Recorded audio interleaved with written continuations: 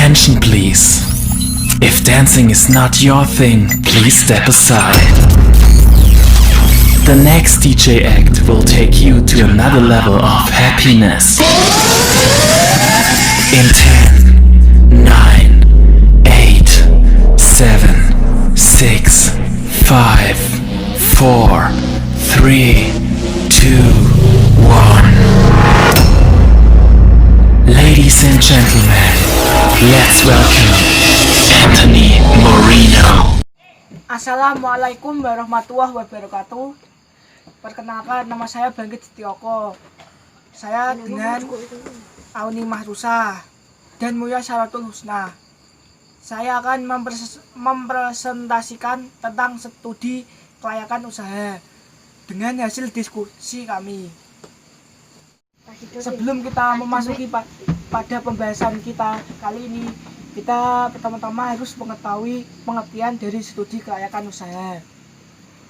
Pengertian studi kelayakan usaha menurut Umar pada tahun 2005, studi kelayakan bisnis merupakan penelitian terhadap rencana bisnis yang tidak hanya menganalisis layak atau tidak layak bisnis dibangun, tetapi juga saat dioperasikan secara rutin dalam rangka pencapaian keuntungan yang maksimal untuk waktu yang tidak ditentukan. Tujuan dilakukan studi kelayakan bisnis: 1. Menghindari resiko kerugian. 2. Memudahkan perencanaan. 3. Memudahkan pelaksanaan pekerjaan. 4. Memudahkan pengawasan. 5. Memudahkan pengendalian. Manfaat studi kelayakan bisnis menurut Umar pada tahun 2005 berguna bagi beberapa pihak. Yang pertama, pihak investor. 2. Pihak kreditor. 3. Pihak manajemen perusahaan. 4. Pihak pemerintah dan masyarakat. 5. Bagi tujuan pembangunan ekonomi. Tahapan studi kelayakan bisnis menurut Umar pada tahun 2005. Yang pertama, penemuan ide. Yang kedua, tahap penelitian. 3. Tahap evaluasi. 4. Tahap pengurutan usulan yang layak. 5. Tahap perencanaan pelaksanaan. 6. Tahap pelaksanaan. Sekarang kita masuk pada analisa dari diskusi kami. Yang pertama, permintaan pasar. Jika kita lihat dari permintaan pasar, kita dapat menentukan usaha, jenis pakan apa yang cocok untuk kita lakukan. Tahap-tahap dari permintaan pasar itu kita bisa lihat dari penjual, konsumen, ataupun dari pihak-pihak media. Kita cari media online melalui Facebook, Instagram, WA. Dari permintaan pasar itu kita dapat menilai apa yang harus kita lakukan ke depan. Contoh, kita biar bisa usaha kita bisa dikenal, kita melalui diskon, promosi, atau pencobaan kualitas dari produk kita. Seberapa kuat sih produk kita dibanding dengan pihak-pihak lain. Yang kedua, jumlah peternakan di Indonesia. Jika dilihat dari jumlah peternakan di Indonesia, khususnya di bidang unggas, memang sangat banyak, 15 ribuan menurut yang saya baca di Google. Jadi kesempatan kita untuk mengembangkan usaha peternakan pada bidang pakan sangat terbuka lebar. Tapi untuk kondisi saat ini, kondisi pandemi ini, memang usaha peternakan sedikit hancur. Namun tidak menutup kemungkinan bahwa ke depan makin lama makin bertambah pada usaha peternakan. 3. Harga bahan baku pakan.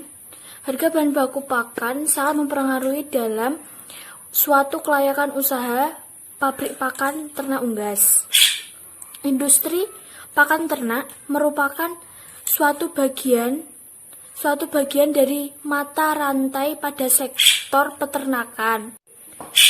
Salah satu faktor yang menentukan keberhasilan sektor peternakan adalah ketersediaan pakan ternak. Ketersediaan pakan sangat tergantung pada bahan baku pakan. Baik bahan baku maupun pakan ternak yang tersedia bukan hanya terjamin dari segi kualitasnya saja, melainkan juga dengan segi kualitas. Semakin baik kualitas pakan, maka mahal juga harga pakan tersebut. 4. Modal usaha. Jika Anda mempunyai modal yang kurang, lebih baik Anda berpikir ulang sebelum melakukan suatu usaha, seperti usaha pabrik pakan ternak unggas. Modal sendiri adalah investasi yang dilakukan pemilik perusahaan. Di dalam neraca dituliskan dalam angka nilai kekayaan bersih, yaitu aktiva dikurang kewajiban-kewajiban lain dan angka kerugian. Modal merupakan kewajiban juga karena membebankan keharusan pembayaran dividen kepada pemilik atau kasus likuidasi pembayaran sisa hasil penjualan aktiva setelah dikurangi pelunasan berbagai kewajiban lain. Modal biasanya terdiri dari 1. Modal saham, 2. Agio saham, 3. Laba ditahan, 4. Laba tahun berjalan, dan 5. Selisih penilaian kembali aktiva tetap. 5. Kerugian dan keuntungan. Kerugian atau keuntungan suatu usaha merupakan acuan di mana usaha tersebut harus dipertahankan atau justru diberhentikan. Modal penting dari suatu usaha adalah mengembalikan modal awal atau mendapatkan suatu keuntungan, walaupun keuntungan tersebut tidak begitu banyak. Jika suatu usaha tidak dapat mengembalikan modal awal, maka akan terjadi kerugian, atau bahkan bisa dibilang kebangkrutan. Kesimpulan yang dapat kita ambil dari analisa kali ini, kelima faktor yang sudah kami jelaskan saling terikat, terutama dari permintaan pasar sama jumlah peternakan. Dua ini cukup penting menurut saya, karena kita sebagai calon pengusaha harus melihat kondisi dari permintaan pasar sama jumlah peternakan di Indonesia. Jadi kita sebagai calon pengusaha, kita harus mengoptimalkan dari dua sisi, melihat dari permintaan pasar sama jumlah peternakan. Menurut saya ini sangat membantu kita dalam menjalankan usaha bisnis kita. Pokoknya semangat terus. Sekian analisa dari kami. Jika terdapat banyak kesalahan, saya mewakili teman-teman saya meminta maaf. Wassalamualaikum warahmatullahi wabarakatuh. Salam Tangguh.